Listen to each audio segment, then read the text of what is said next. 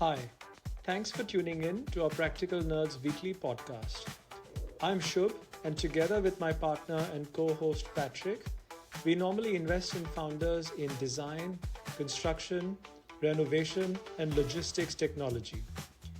Many of our friends in the ecosystem wanted us to start a podcast on the built world, and in return, we decided to honor their request with a show about nothing at all. Patrick, one more episode. How you been doing? I've been, for the second time this week that we're doing it, very well. So I feel like a repeat podcaster this week. Very nice. How about you? So would you call yourself repeat? Okay, so well done, sir. Well done. It took me a while to catch on to what you were doing there. So well done. Yeah, as usual, right? Tip of the hat to you. Okay, so I'll just take that hint and carry on with it. So one of the thesis, and I think you and I have been asked this many times, Patrick. Why start a fund in construction tech? So one of the theses we had, Indeed. which I think we started to articulate more clearly maybe 3 years ago, was that our thesis was there will come a point in construction tech where it'll not necessarily become mainstream, but it'll start to become apparent as one of those other hidden opportunities where high quality founders, or at least founders who've let's say been there, done that, or at least given it a go before in another venture, for the second or third rodeo, they'll give construction a go, right? And that was one of our thesis or a hypothesis a few years ago. And it's quite fascinating, I have to say, consistently. And this is not a phenomenon we're observing in a specific region. I would say worldwide, what we're observing is there seems to me like there's a dramatic shift in just how many repeat founders are now building in construction and coming to us, right? But what does that actually mean? Do we judge repeat founders the same way? Do we look at them any differently? Yeah. What would the general... Let's start with a generic wisdom. The unnuanced part. Shub, would you agree with me that the general wisdom will be, I love repeat founders, and then sometimes you will hear people say, oh, I want the ones that have built big businesses, and sometimes you will hear the ones that will say, no, I love it when people failed, and having failed 4 times increases the chances of not failing a 5th time. Like Yes. We've heard these things over our careers, haven't we? Yes.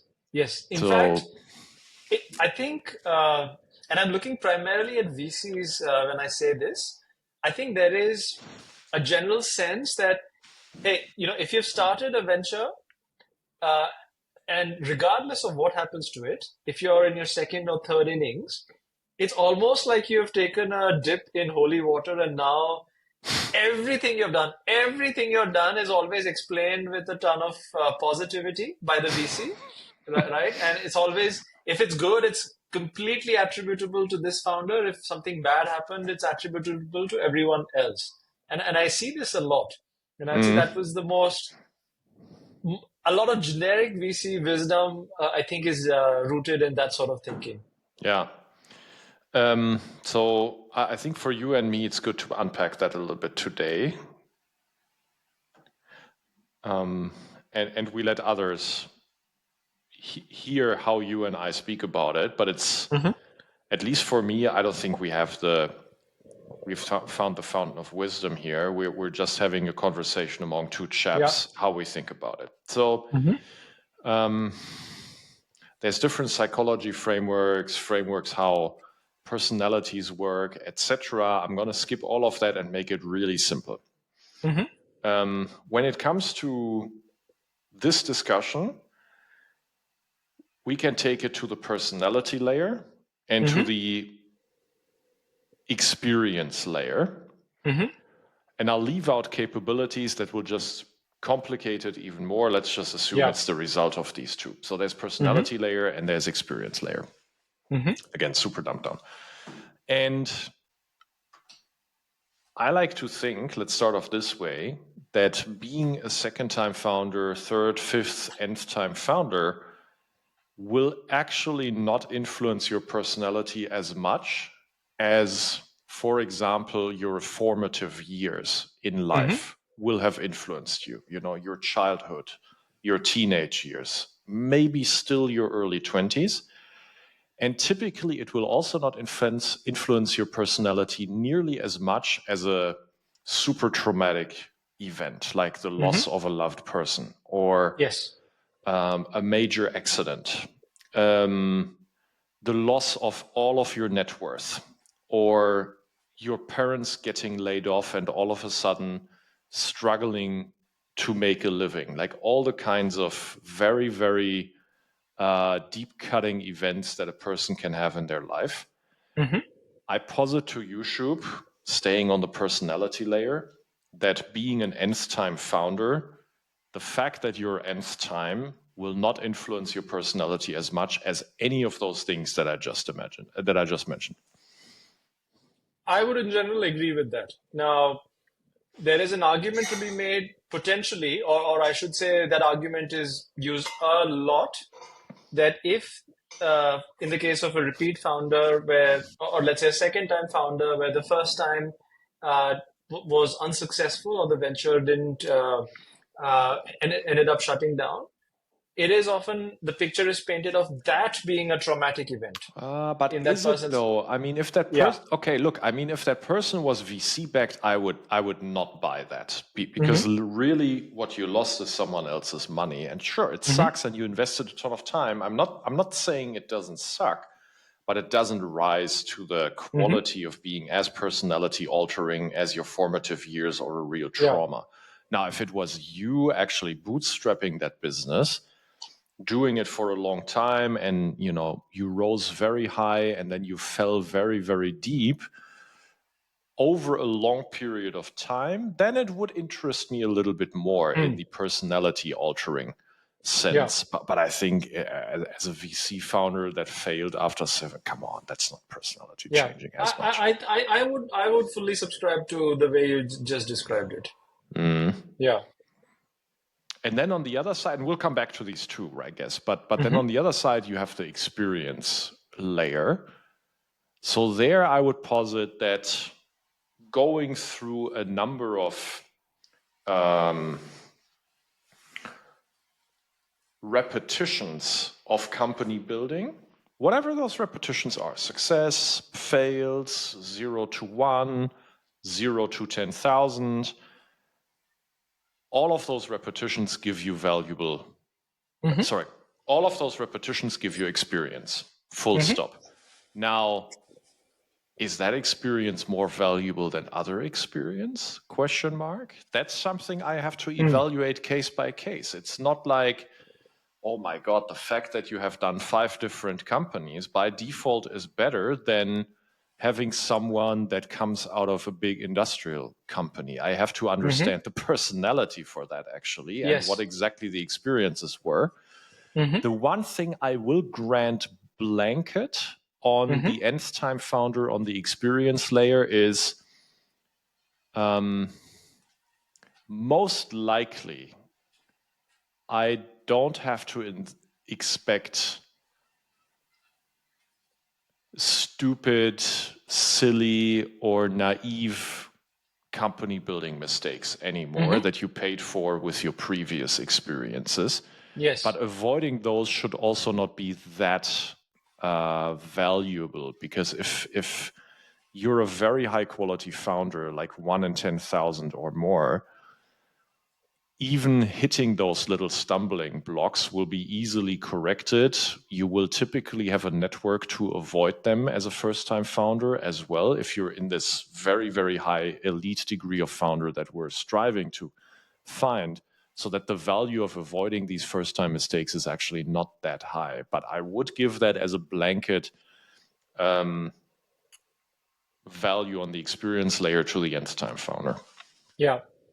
I think another thing where I would say in most cases, it does help to be a repeat founder is, I'm not sure if you've done it in Practical Nerds, but I think in some other context, and content pieces, we may have said it, we've equated the dynamic between the VC and founder, especially during the diligence stage, as sometimes being like a dance, where you need to know how to match the other's rhythm and leading or following how the process is going.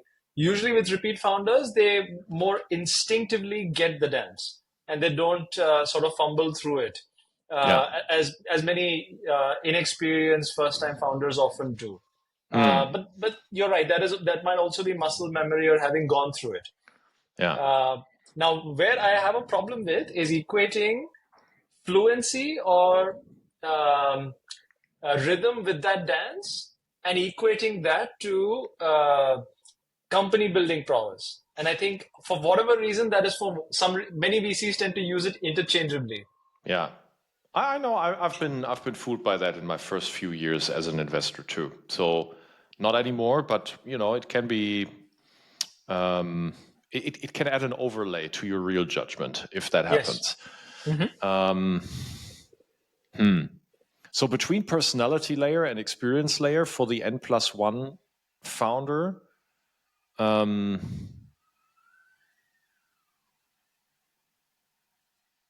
what matters to you there more? Okay,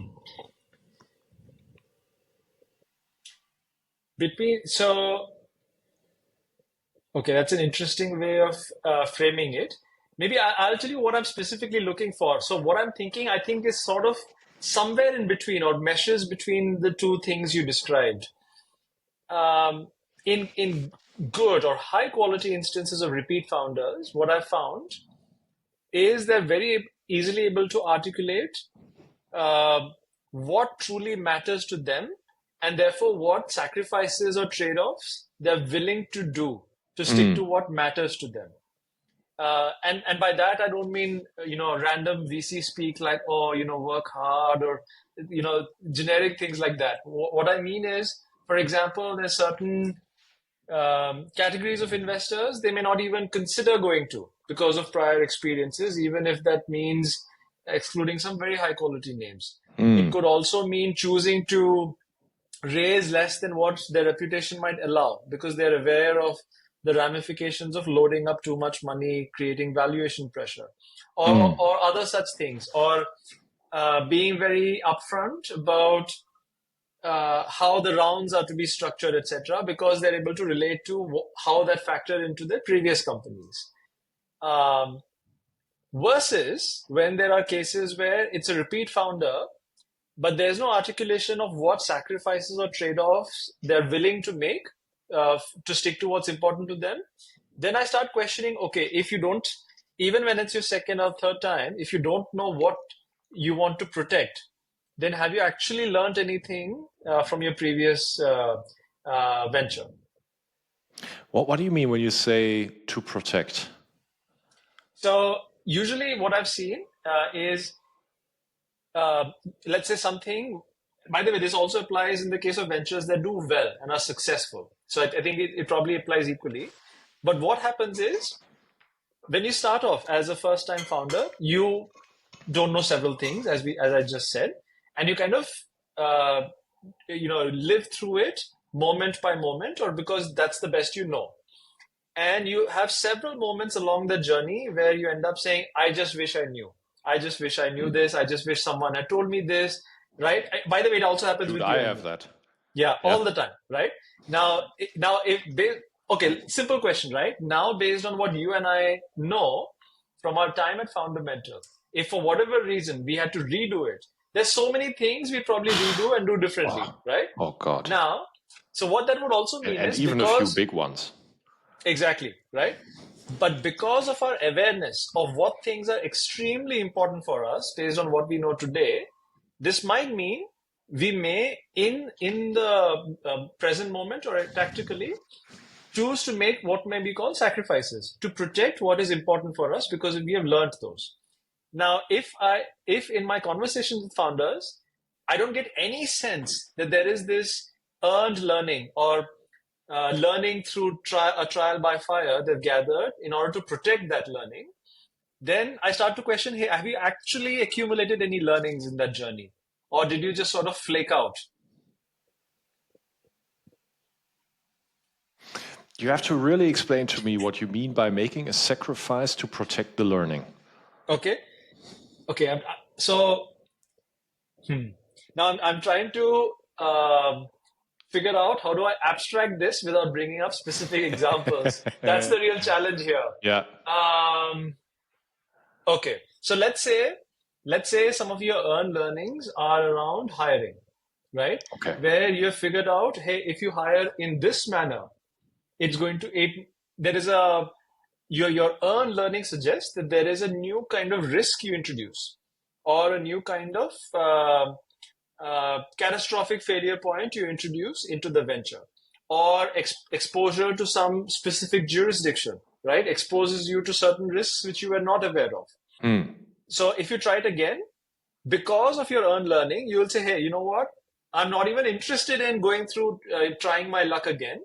I will shut myself off from hiring from certain kinds of in certain kinds of ways, or Now shut I got myself it. off from certain jurisdictions, because going through the possibility of those events unfolding again is just not acceptable to me. Boy, that would make you a really poor decision maker.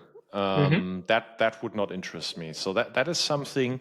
You're right. Now that you formulate it that way, and when you actually view people in society, not just founders, but including founders through that lens, I guess we would all come to a fairly high share of the people we know in life that would actually demonstrate what you just described.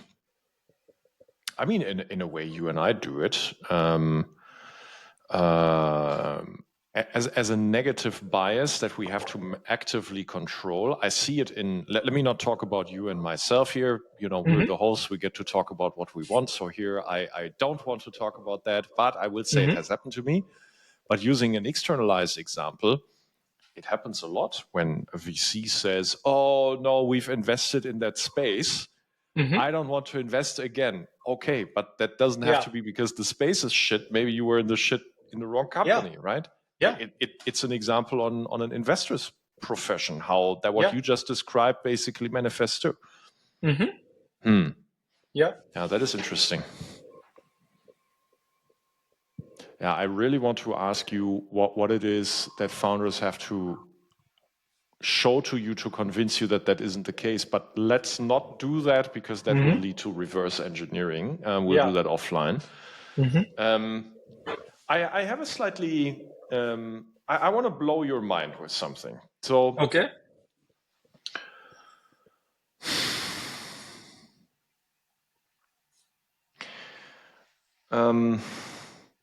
So successful repeat founders tend to raise money very, very easily. And even founders that previously raised a lot, but in the end burned and crashed and burned and were unsuccessful, tend to find it very, very easy to raise money. Exceptions exist, for example, the ones that landed in prison.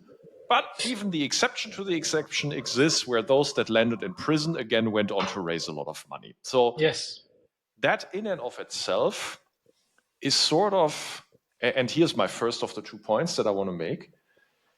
The fact that you had success, or the fact that you raised a lot even when you didn't have a success, all of a sudden becomes a signal where investors and even the people who join you for along the way, employees or co-founders, take that as a signal to shortcut what they should really diligence, and that is your personality.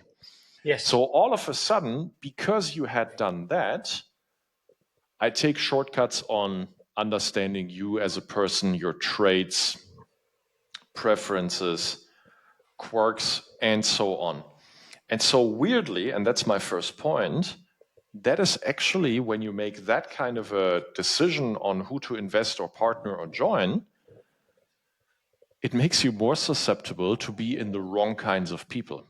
Yeah. Even if they had raised a lot, or even if they had been successful. Now, if you don't believe me, here is my second point. Why do I say that? Well, because there might be people now listening in and saying, yeah, but Patrick, why does that make me less likely to be in a great company? Because that person has been successful before. It will actually make me more likely. Here's the point why I think you're wrong when you believe that. So I've said the other day, actually this week, to a founder team, which I really respect, really like. It's actually one fourth-time founder, built the last two companies. One was a mid-cap IPO, which rose to a market cap of 200 million in the public domain. And then after that, built a 50 million ARR company, which he left a year ago. Okay. Again, that company is profitable. Very cool. And we had a I thought fantastic discussion. Somewhere deep in the process, I tend to do my very quirky discussions, understanding the founders, what kinds of people they are, etc. I'm not going to share what I'm doing here. That's between me and them. But they really enjoyed that, and I really enjoyed that too. And at the end of that call, they asked me, okay, so now with all of your experience, we've had, we made ourselves vulnerable. We opened the kimono. We showed you our all of the things that you wanted to know. Now tell me, with your experience, what are we missing? And I said to them the following. I said, once you view every person in your life that you have ever met through the lens of who's truly unreasonable, you will realize that almost no one in society is unreasonable. Society has this effect on us to actually make us condone to norm. Exactly. And gravitate towards norms. Some are more rule-breaking than others. And, if hopefully it's not laws, but sometimes it's even a small law. Everybody will lie once in a while, especially when you think you're not getting caught. We all do norm breaking, but by and large, society will make you conform. So when you actually go through all of the people in your life that you ever met and you ask yourself who's truly unreasonable, I said to them, I challenge you to find more than 10 people that you would say are unreasonable. And you can't. I promise you. It's very, very, very hard to find unreasonable people in your life. And now you can take that as a negative. You can take it as a positive. In a founder context, it's something you should consider, both from a positive and negative side, but it will be extremely rare. Now, back to the first point. When you have a founder that was successful or raised a lot because they are unreasonable, that's good, because that is such a deep personality trait and not an experience trait. It happens on the personality layer that the nth time they will found, they will still be unreasonable unless, and that's now interesting, the previous founding experiences made them more reasonable. So by, this didn't work, maybe I should conform a little bit more, or maybe I should take whatever, different kinds of bets. I should maybe learn from other founders how they have avoided that, right? So typically, I see you want to say something. Let me just bring home the point. Typically, the more experience in life you make will make you conform more, not less. Exceptions are there, but I'm saying by and large, that is the person that was unreasonable the first time they found it. There is a chance they will still be unreasonable, but you need to diligence that on the personality side. But there's also a chance that they actually will be less unreasonable because of the experience. So if I go with the signal of success or fundraising, it doesn't tell me which one they are. And secondly, it could be that person was actually never unreasonable to begin with, because it's extremely unlikely that actually you have an unreasonable person in front of you. And again, the signal of previous success or the signal of fundraising will not tell me whether they were unreasonable. So what I'm saying is, if I apply the filter of nth time founder, what I will absolutely not find for myself through that is this an unreasonable person now? So that's what's so interesting, why that is actually a poor signal, and it might even make you less unreasonable on the nth time of founding. I have to say, I find this framework very, very instructive. I was trying to use it as a sieve and basically put it to different cases that you and I have looked at. I think it's an excellent filter. So kudos to you for coming up with it. And there's maybe you and I are thinking of the same person or persons who maybe fit this description. So the reason why I look like I had something to say, in that specific instance, who maybe fits the description of very successful person who seems like they are no longer being unreasonable and conforming, I wonder if in those cases, actually them starting a venture in construction is part of conforming. Because, you know what I mean? Because it is seen as the next frontier, and therefore you kind of put your flag in there to say, hey, you know what? Now I've also started a venture in here.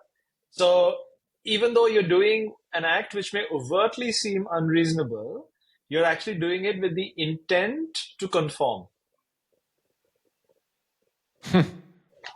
I hadn't considered the way you just framed it. I hadn't considered that. I'm going mentally through my mind right now.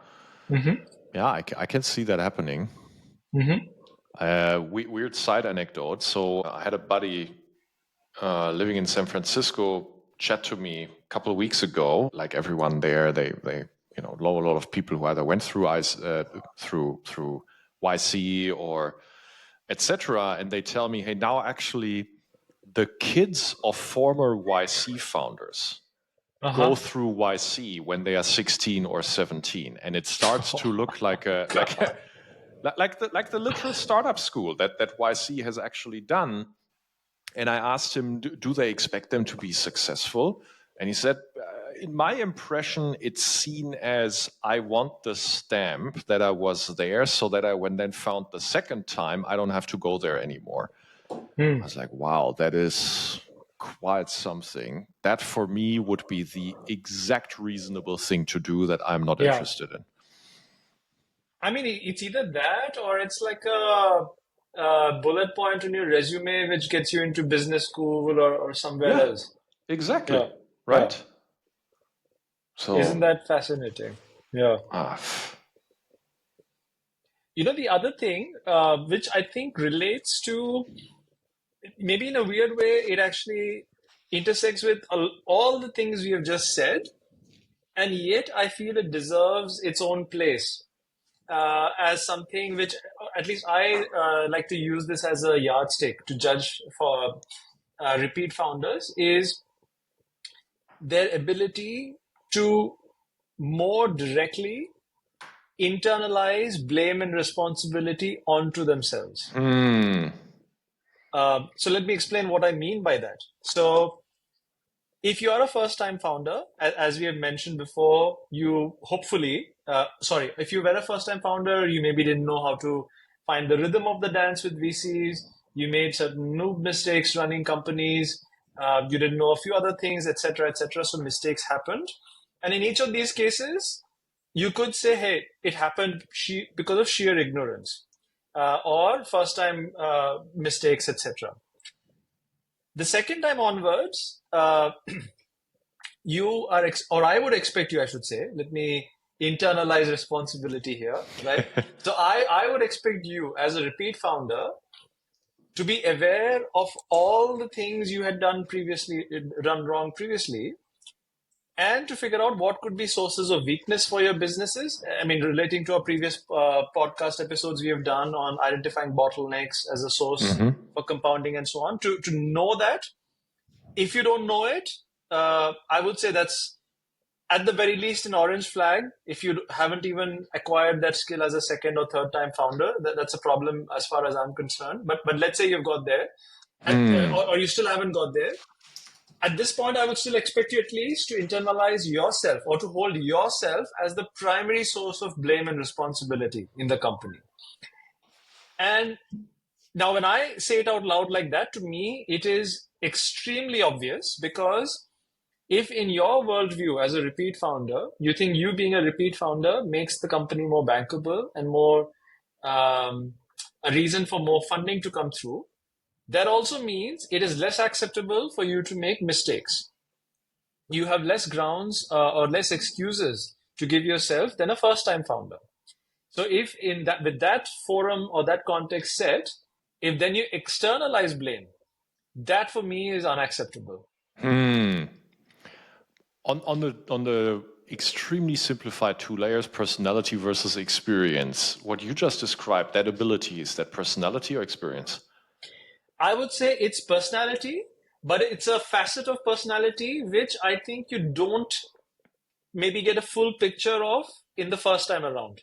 You get a clearer picture in a repeat founder's case. What I mean is, the facet of the personality we're talking about is lack of accountability or lack of taking responsibility, but we don't have enough clear aspects to judge it objectively, perhaps, in the case of first-time founders. Yeah, you have to discover who you are through, hitting the wall.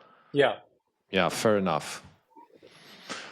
Yeah, I have to say, when I meet such a person, I find it really difficult to bank them. But again, if I take the shortcut of, it's an nth-time founder, ergo they know what they're doing, or ergo they can raise a lot again, and ergo their chances to succeed are so much higher, I will never even discover all of that. Now, to be fair to the VC profession, they are, we as not we as fundamental, but we as an asset class tend to then flank these shortcuts with reference calls. Now, there's a whole art to reference calls, which I think we also have an episode here on Practical Nerds.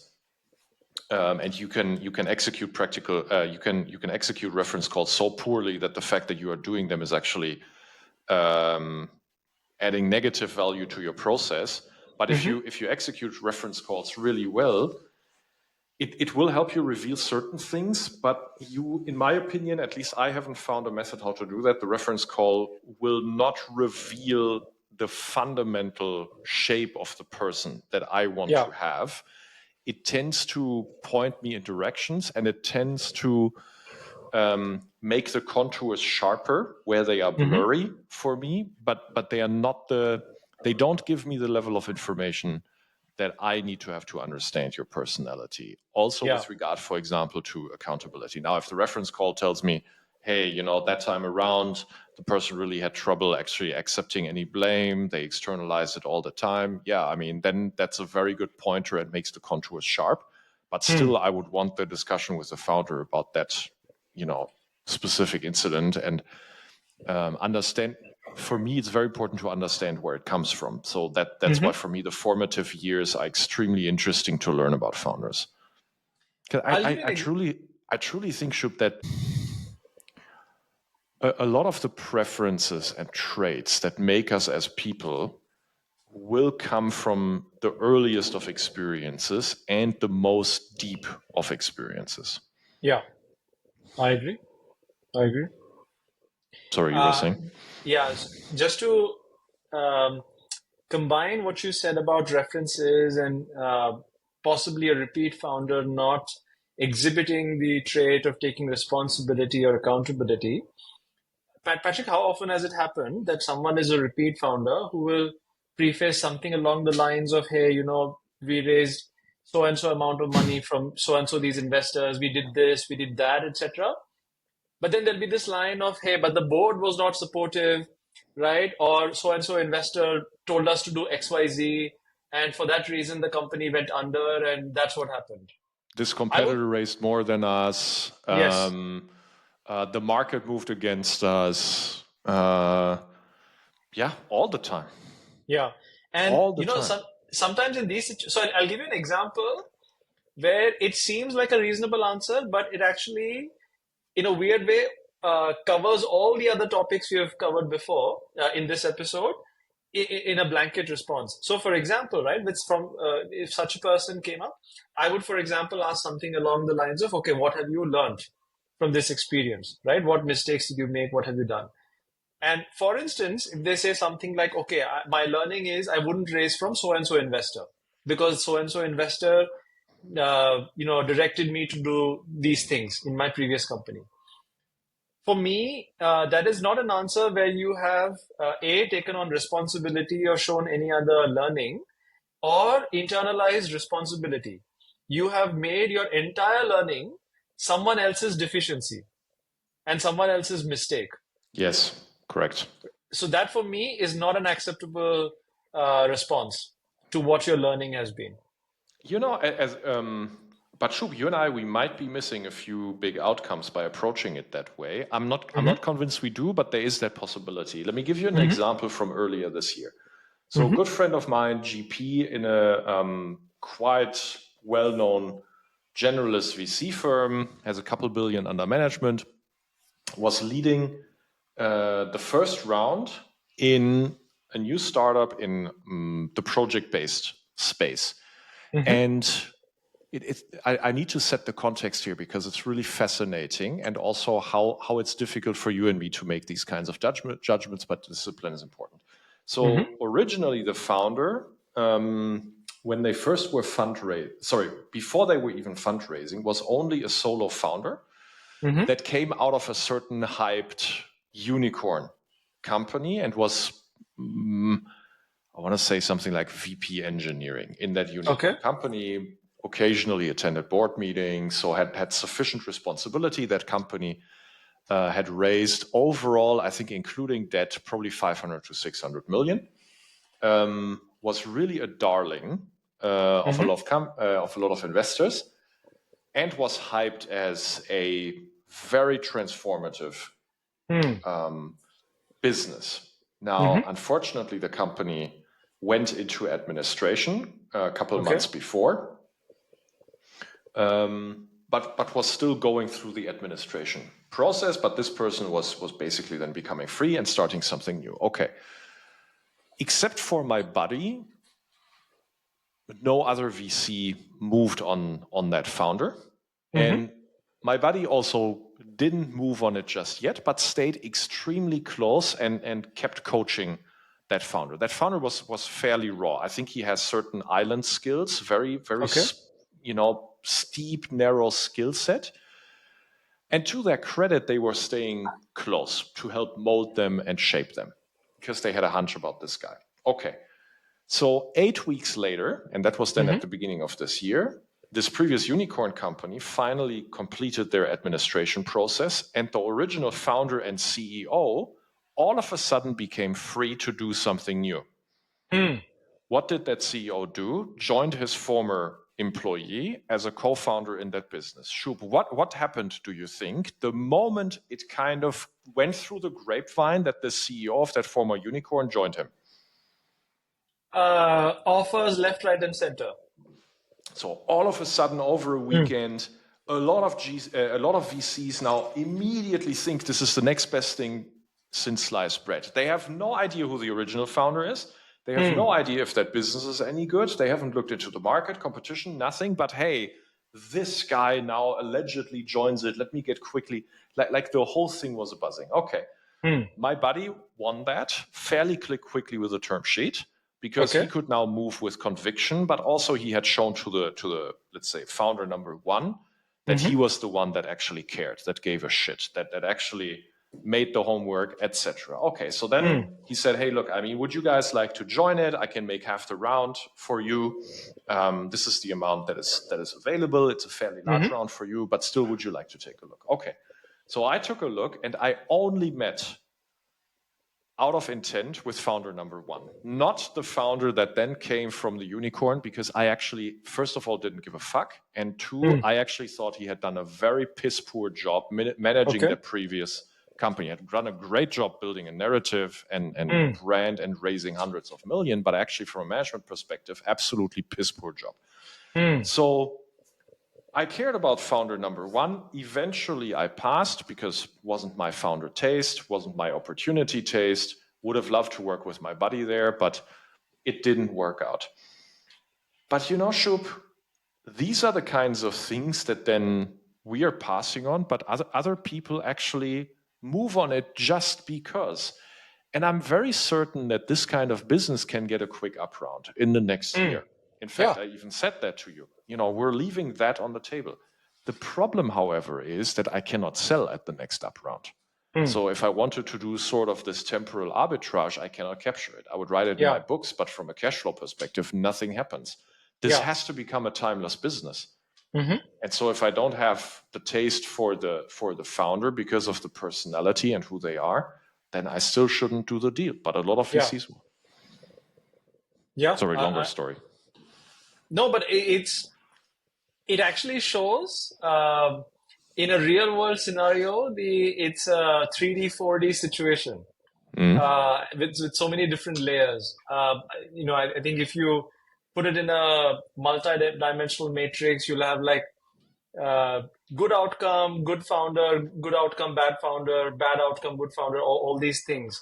And I think what you're looking for is the situation where you have a good founder who's hopefully leveled up even further, regardless of what their experience is. And so that's kind of like the best of all the worlds sort of situation. So I guess for me then to bring that home, whether you're an N+1 time founder or not is absolutely zero instructive, in my opinion, to whether you're going to be unreasonable. And it's the unreasonability that would probably define how big your payoff in your next company can be. And so I need to equip completely different filters and methods to find out what kind of person you are. Yeah. I will want to understand the experiences and how they are altering the option value here, the chances, how long the option will stay valid. So for example, if you're someone that has shown through experience that you like to build profitably, that will make my option in investing in you very valuable from a time value perspective. But that in itself doesn't tell me whether you will build a super large asymmetric payoff that can compound, etc. That these are personality traits, and the fact that you are doing it for the third time is just not something that will tell me what kind of a person you are. It will serve as a data point. I need to have other points. And secondly, I actually think, Shub, that most, if not near all, of the repeat founders that actually previously had success beyond a certain bank account size will become more conform and more reasonable and not less. Yeah. Would you agree with that? In general, yes. I think you're right. Beyond a certain payoff, and the quantum of that payoff, by the way, is different for different individuals.